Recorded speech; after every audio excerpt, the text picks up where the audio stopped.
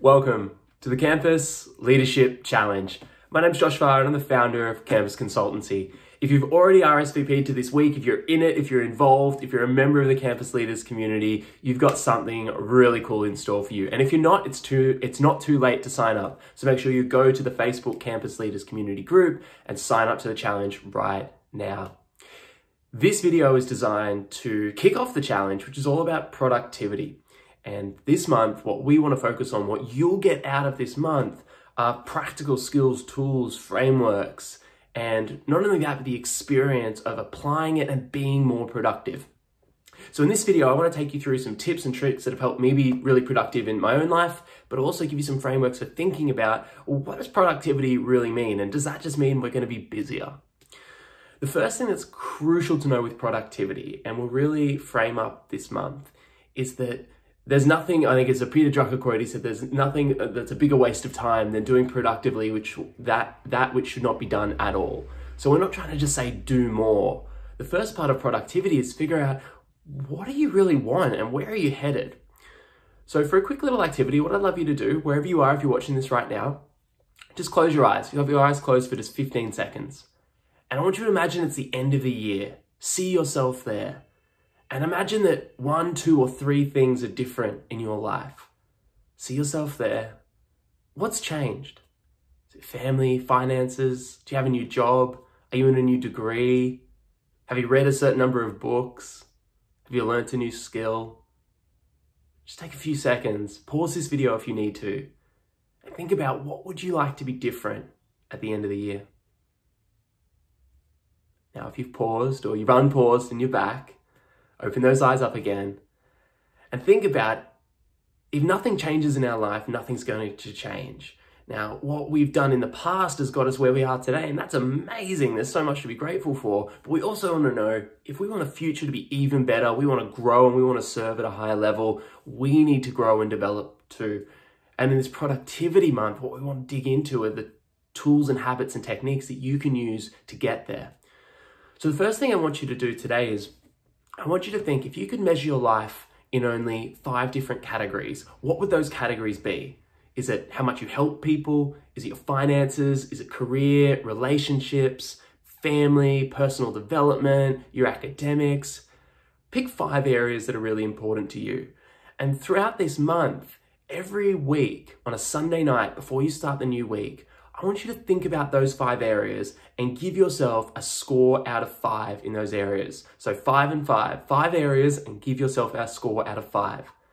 And as you go through this week, what we'd like to see is if we're not at a full 5 out of 5 in all of these areas, then there's room to grow, there's room to improve, and this is where productivity comes in. So think of those 5 areas, jot them down. It might be something you share in the group after watching the video today and as you go through this month. Think about where do you want to grow and improve. Second thing, a lot of times people will say, okay, well, this is all great. All this growth sounds fantastic, but how am I ever going to find the time? Productivity is about using the time you have to the best of your ability. Now, does anyone know how much time there is in a given week? If you have 24 hours a day, 7 days a week, how many hours is that? It's 168 hours. Now, even if you sleep 8 hours a night, which I recommend, and I sleep even more than that, but 8 hours a night, ideally, is 56 hours. So if you take 56 off 168, that leaves you 112 hours. That's a lot of time. That's almost 3 full working weeks. You're like, well, I've got class, I've got to exercise. I know, but there's lots and lots of time. So throughout this first week, throughout the Learn week in the LEAD, L-E-A-D methodology of this monthly challenge, I want you to think about where do you spend your time? And you might consider using something like a time journal or tracking it, even if it's in hourly or 2-hourly blocks. You don't have to track every single minute, but ideally hourly or even half an hour blocks. And where do you actually spend your time? And if you think about where you want to be at the end of the year and you think about those top 5 categories of your life, how much of your week are you actually giving to those categories? If one of the top areas of your life is health and fitness, well, how many hours out of those 112 are you giving to health and fitness? Like, well, it's 1 and it's just a really productive hour. Maybe, but what would be the difference if that changed to 2 or 3 or 5? And these little changes represent what we prioritize. And we get in life what we prioritize. If you look back on what you've achieved over the last 5 or 10 years, you'll see reflected in your results your priorities. And if you want to change your results, you've got to change your priorities. But I might prioritize something, I might want something, but unless I bring it into action, it's no good.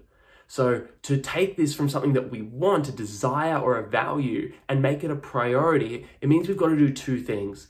The first is we've got to say yes to it, which means putting it in the calendar. It means blocking time off.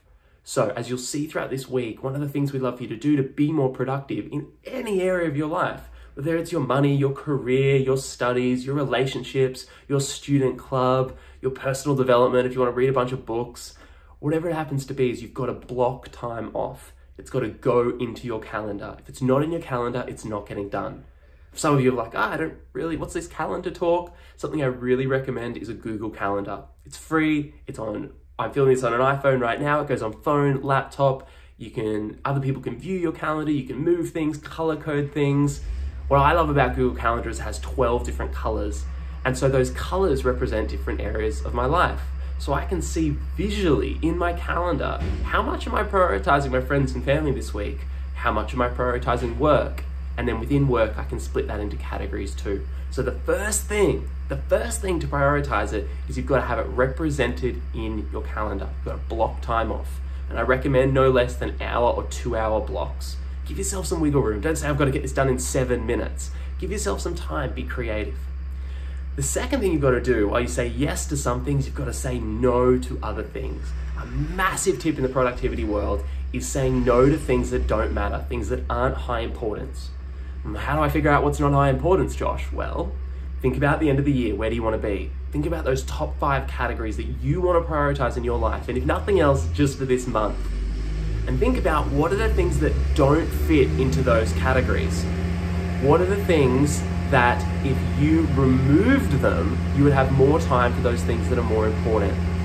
What are the things that might be apps that aren't so useful on your phone that take up a ton of time? What are the things that if you think about, you could cut and not really miss? Things that, if I watched that episode of Netflix or if I watched that series in a month, it wouldn't really matter. I wouldn't be missing out on anything. Those are the sorts of things that you can cut and take out of your calendar, and it'll free up more time for the more important things. Now, as you go through this month, as you go through this challenge, you'll come across things that are barriers. You'll come across hurdles and you'll come across struggles. But what we want to do is take you through this LEAD methodology, which starts with learning. So in this first week, we want you to lean into learning about productivity, read the blogs, watch the TED Talks, listen to the podcasts. In the second week, when you experiment, we want you to try things, implement them in your life, and really set a goal. What do you want to see to be different at the end of this month? In the third week, we want you to accelerate. We want you to lean into it, cut out those distractions, and make your priorities number 1. And in the fourth week, we want you to deliver. So don't forget, there's a cash prize at the end of the month. We'll have a big event. Not only do we have networking events, coffee chats throughout, we've got this big event at the end to celebrate all the progress you've made. So if you're on board, if you're interested, if you're ready to get involved, we want you to lean into this week. So one action after watching this video is I want you to go to the group, go to the Campus Leaders community, and share one thing you got from this video. What's one thought, one idea, one action you will take to kickstart this challenge and get you into the Campus Leaders Challenge this July, all about productivity.